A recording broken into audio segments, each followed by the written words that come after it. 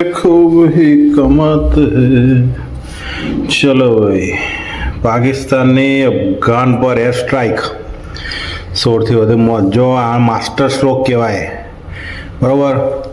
હવે આને અફઘાનિસ્તાન પર કર્યો એટલે આપણે અફઘાનિસ્તાન ભય બન, એટલે અફઘાનિસ્તાન પર કર્યું એટલે ભય ઉપર કર્યો. ભાઈ કાલ પાકિસ્તાનની પથારી ફેરવી નાખશે. હમણાં જોજો, કાલ બાદ આપણા વિમાનો જઈને એ બધે ફૂંકી આવશે, બધું સટાસટ.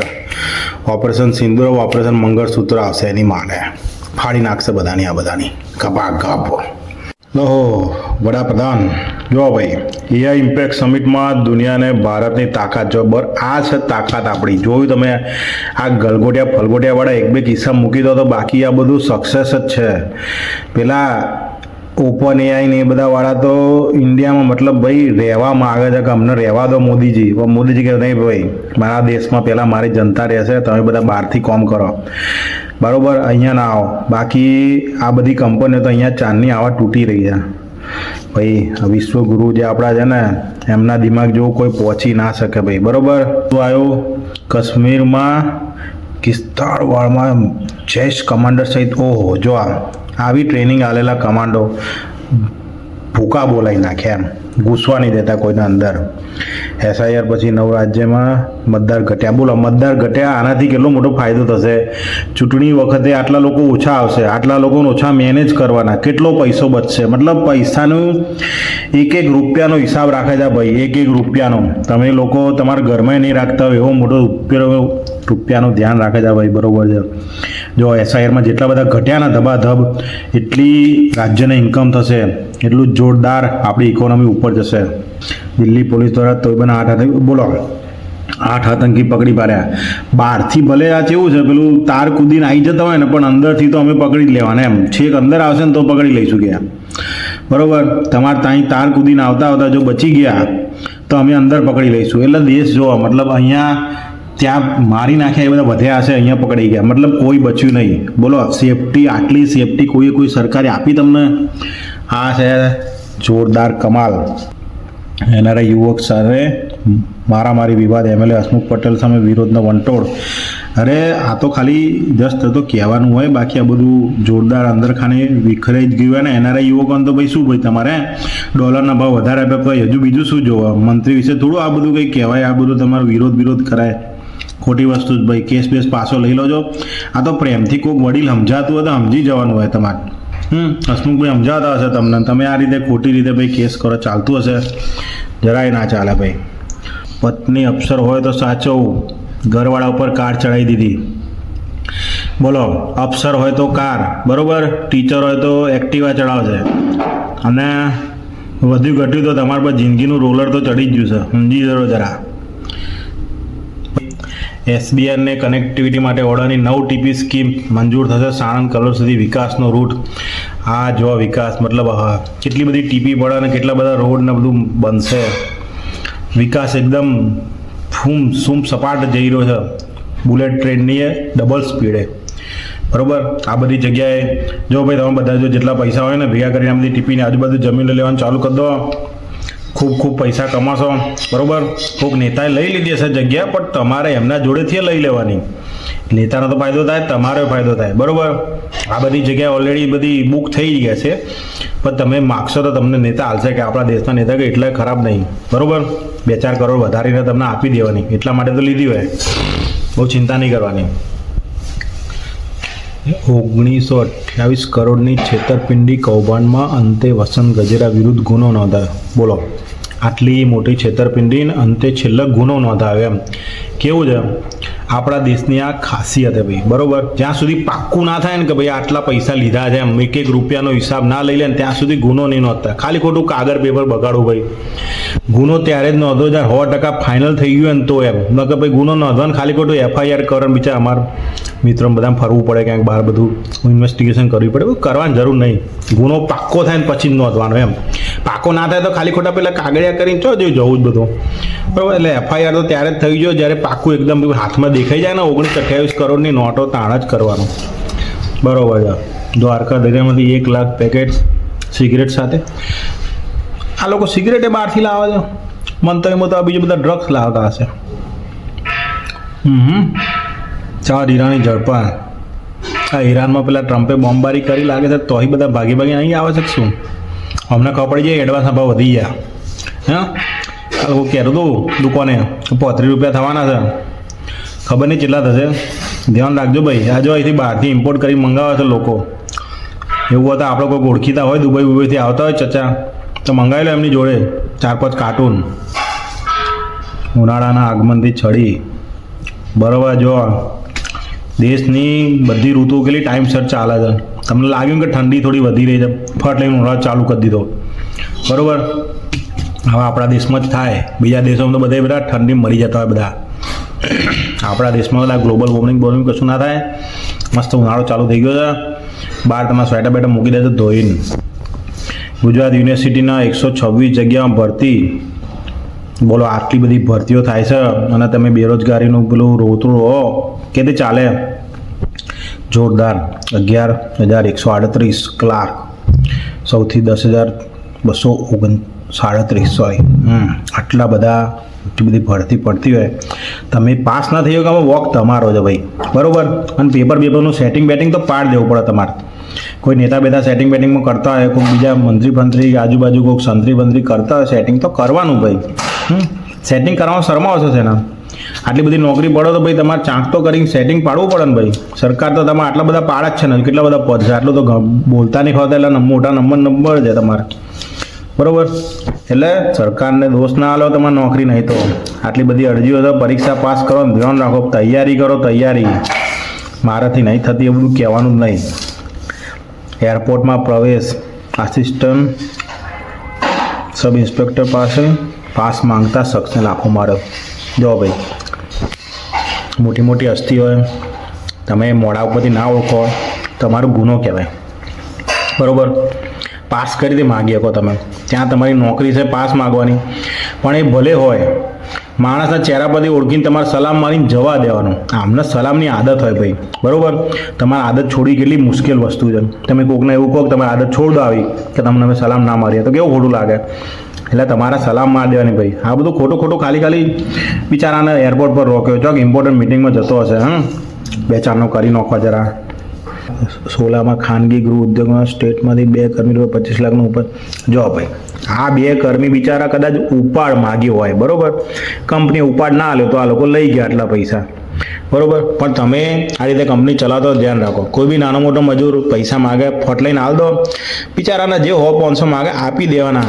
આવું બધું આપતા રહો ને એટલે તમારા એમ્પ્લોયી તમારું રિટેન્શન રેટ વધે. એમ્પ્લોય બધા મૂકીને જાય જ નહીં બરાબર.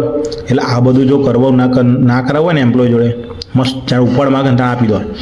માગે 500 હાલો લે કે ભાઈ બરાબર. ભલે 8 કલાકની જગ્યાએ 12 કલાક નોકરી કરીને તોડાવી નાખો, પણ તમે આવું કરો માગે ને ત્યાં ઉપાડ આલો. એને એવો અહેસાસ ન થવો જોઈએ કે નોકરી માની અંદર છે બરાબર. નોકરી એના માટે વરદાન છે એવું જ એને ફીલ કરાવો. 227 રોડનું કામકાજ હજુ બાકી.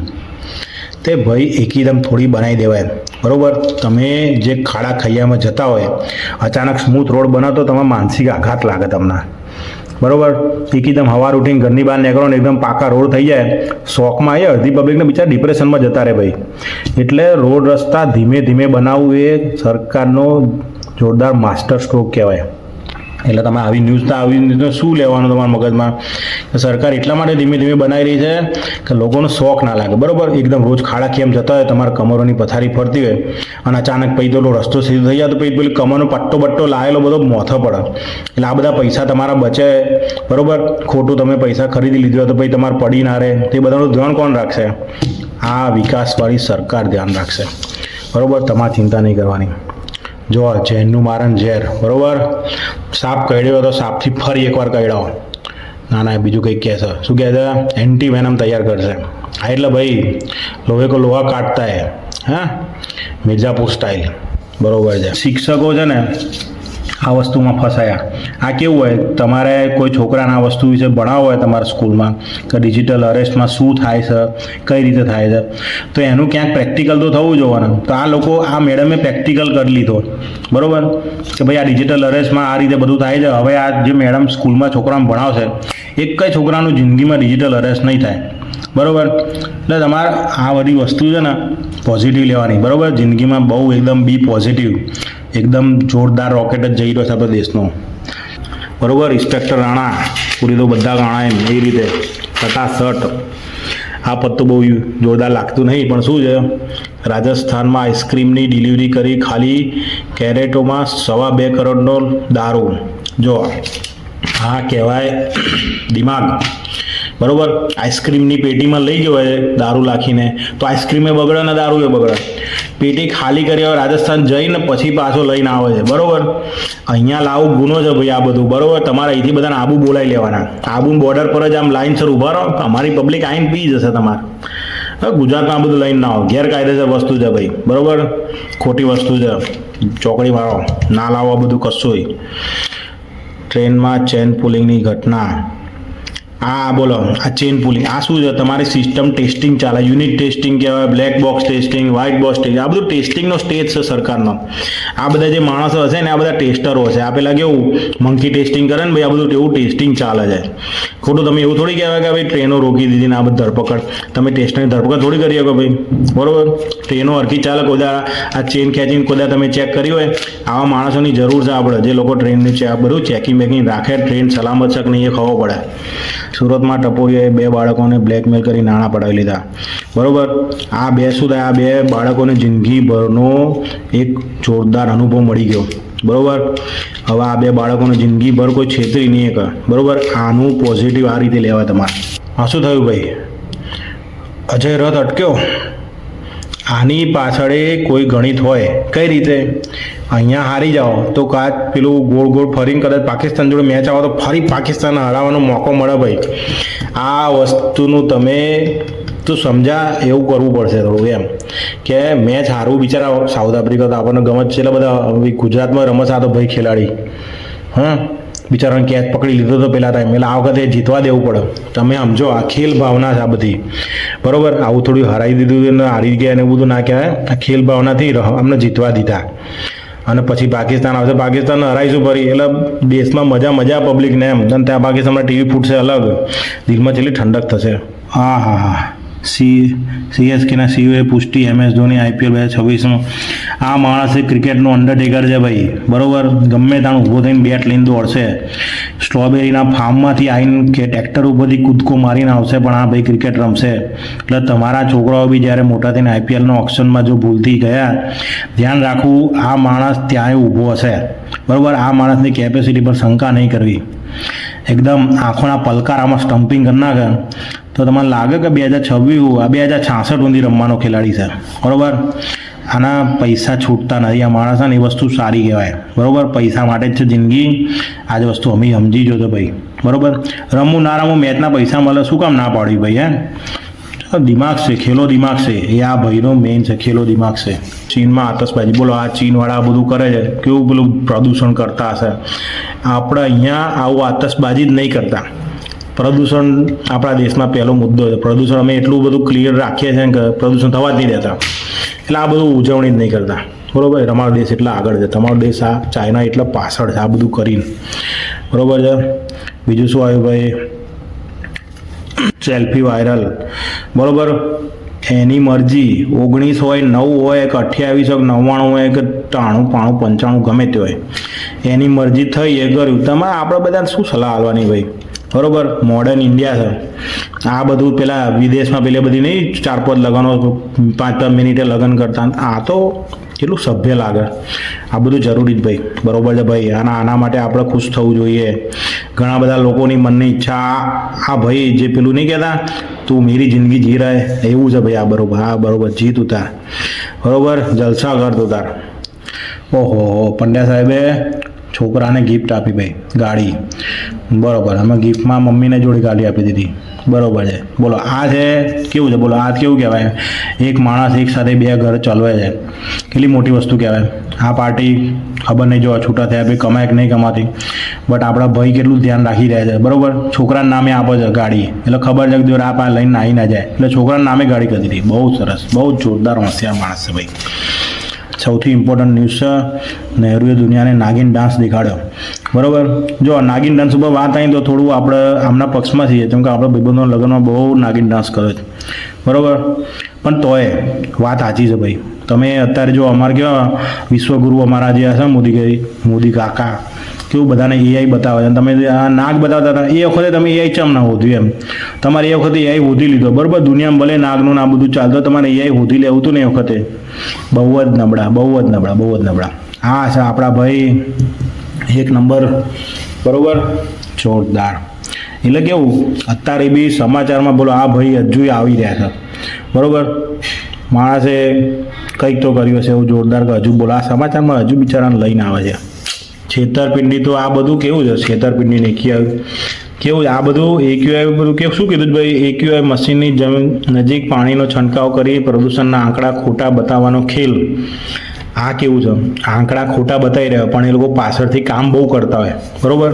પાણી છાંટીને આંકડો ઓછો થઈ જાય એટલે તમને પેલું મનમાં શાંતિ રહે ને એ લોકો પાછળથી જો આંકડો પહેલાં જોઈ લે કે 500 હશે, પાણી છાંટીને 200 કરી દે એટલે એ કામ તો 500 વાળું જ કરે. પેલું આજુબાજુ જેટલા પ્રદૂષણના એકમો બધું બંધ કરાવી દે.